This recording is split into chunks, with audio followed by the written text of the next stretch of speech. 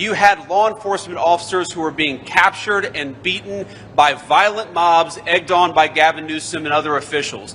It was necessary to send the National Guard to stop that process, to bring some order back to this great city, and to make it possible for the people's president to enforce the people's immigration law. If you enforce your own laws, and if you protect federal law enforcement, we're not going to send in the National Guard because it's unnecessary. But if you let violent rioters burn great American cities to the ground, then of course we're going to send federal law enforcement in to protect the people the president was elected to protect. Good afternoon, everybody. Thank you all for being here, and thanks especially to the Marines from 29 Palms for being here, for serving their country and providing some much-needed security. As a matter of fact, I just heard from a couple of law enforcement officers, basically, thank you. Thank you to the president for sending in the DOD officials, for sending in the soldiers and Marines, because unfortunately a lot of these federal buildings were under very serious threat. I heard about a lot of that during my tour here today, and the reason I'm here is I just wanted to hear from the law enforcement officials themselves, the state officials, the local officials, but also the federal officials, what's actually going on here on the ground. I think there's some good news, and the good news is the rioting has gotten a lot better.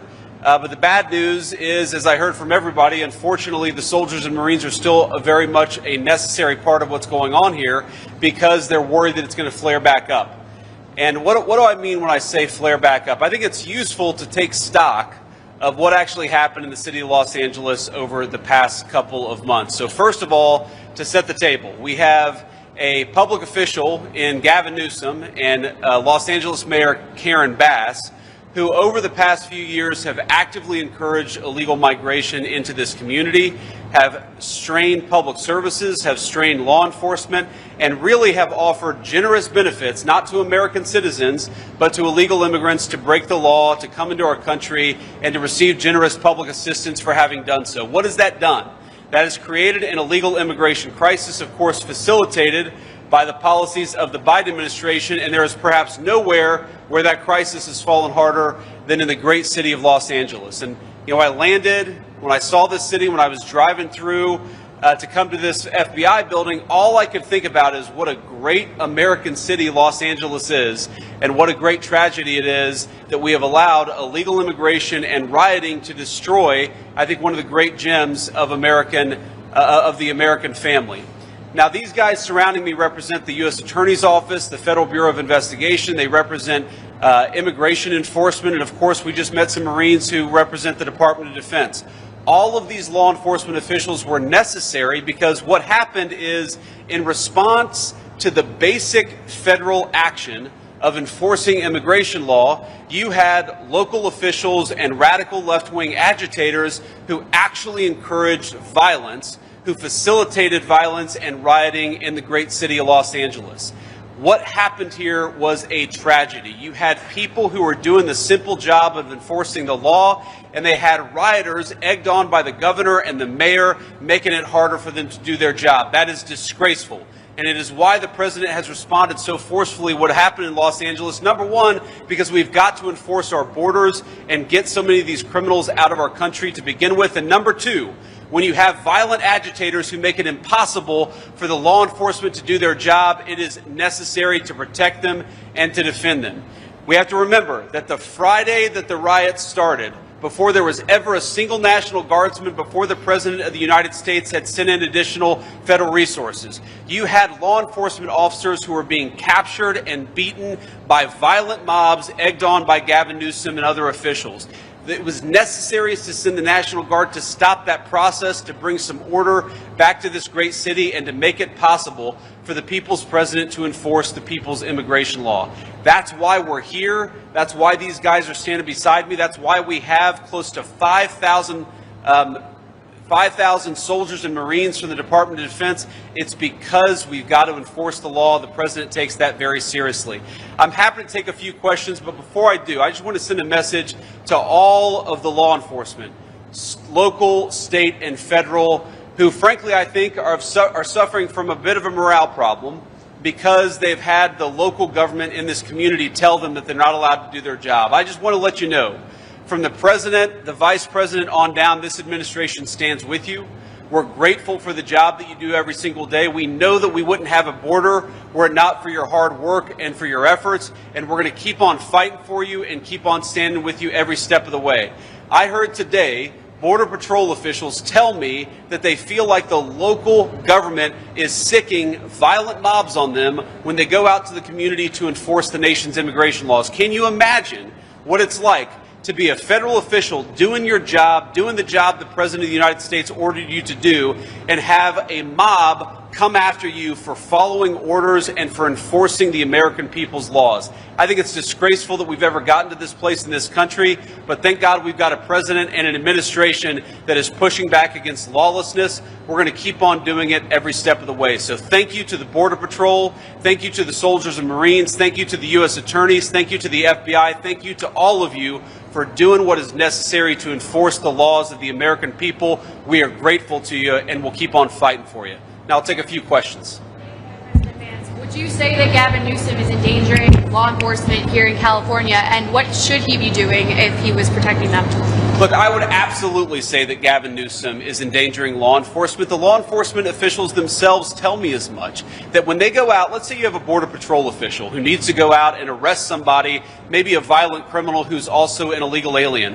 When that Border Patrol agent goes out to do their job, they said within 15 minutes of them trying to do their job, they have protesters, sometimes violent protesters, who are in their face, obstructing them, preventing them from doing their job, and endangering their lives. Why do they have that? Because those people have been egged on by local officials. Gavin Newsom and Karen Bass, by treating this city as a sanctuary city, have basically said that it is open season on federal law enforcement. They have treated Border Patrol and border enforcement as somehow an illegitimate force instead of what they are, which is the American people's law enforcement trying to enforce the American people's laws. So when Gavin Newsom encourages violence and rioting, when he encourages people to get in the face of our great Border Patrol officers, he is absolutely endangering the lives of federal enforcement. He's absolutely endangering the lives of mothers and daughters and fathers and sons who have been sent here to do a simple thing: enforce the law.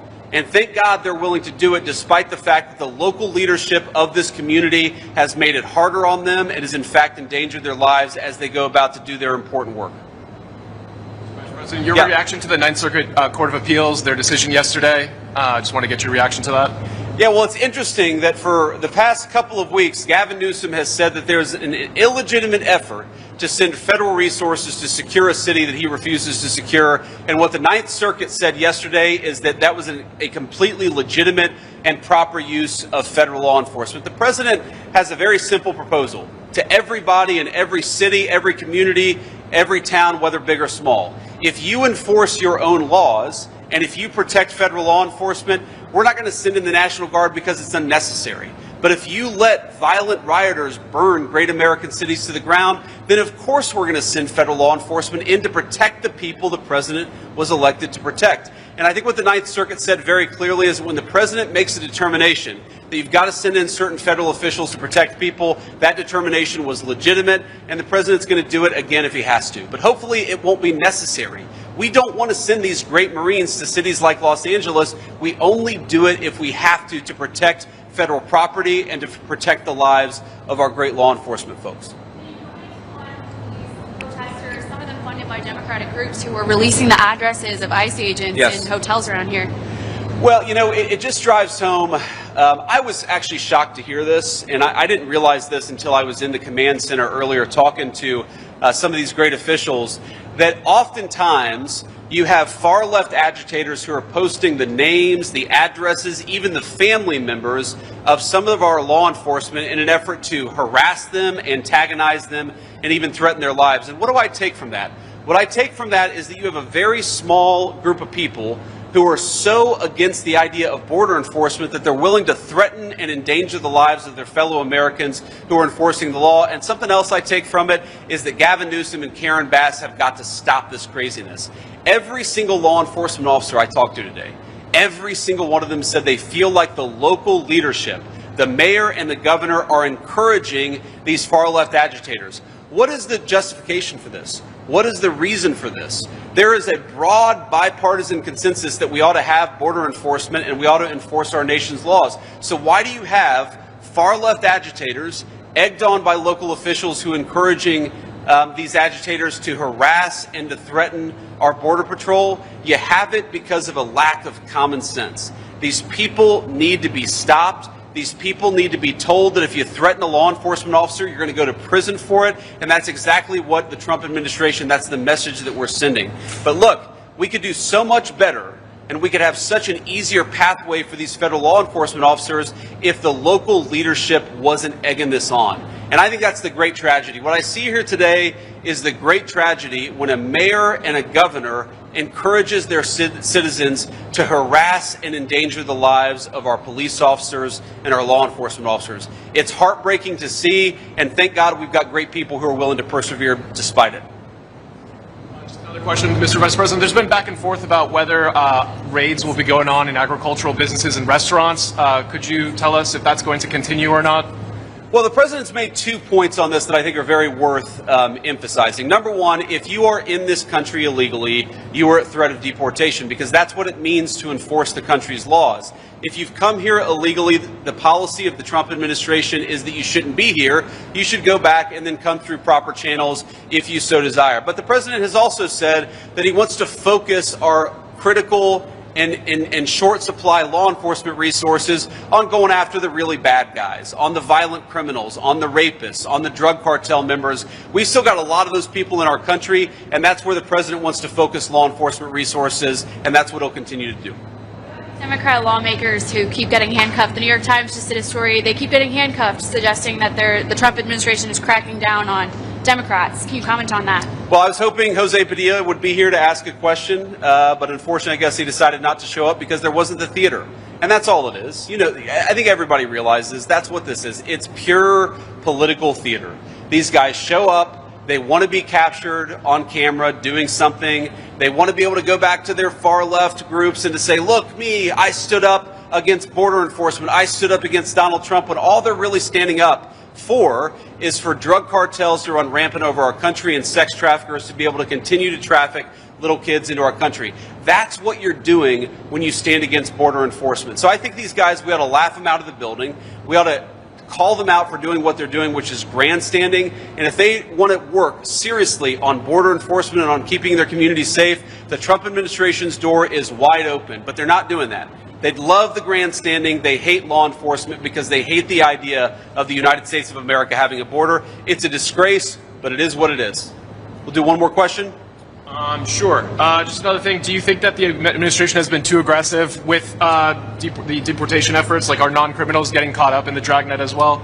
No, look, I don't think that we've been too aggressive at all. I mean, first of all, any time that a mistake has been made, we correct that mistake very quickly. But the unfortunate reality is that Joe Biden let in 15 to 20 million illegal aliens into this country, and there is no way for us to actually get those unlawful, illegal immigrants out of the United States of America without some serious law enforcement. And that's what we've been trying to do. It's not too aggressive. It's not not aggressive enough. It's just the right approach to make sure that we're enforcing our country's border laws. We have to remember, 100,000 Americans die of fentanyl overdoses brought in by the Mexican drug cartels. We've got a terrible sex and human trafficking problem because of what these cartels are doing at the southern border. The president deserves great credit because after 45 days, you saw illegal border crossings draw to a small fraction. Illegal border crossings down over 99% under President Trump's leadership. But unfortunately, because Joe Biden was president for 4 years, we've got a lot of bad people in the United States of America that we've got to do the job of getting out of our country. That's what these guys are doing. We ought to support them, and we ought to have local leadership that empowers them to do their job of making Americans safer. Instead, Gavin Newsom and Karen Bass, they've decided to go to war against the people trying to keep our communities safe. That's a disgrace. That's a terrible commentary on their qualities as leaders, but the Trump administration is going to keep on standing for the American citizens and for American law enforcement. Thank you all.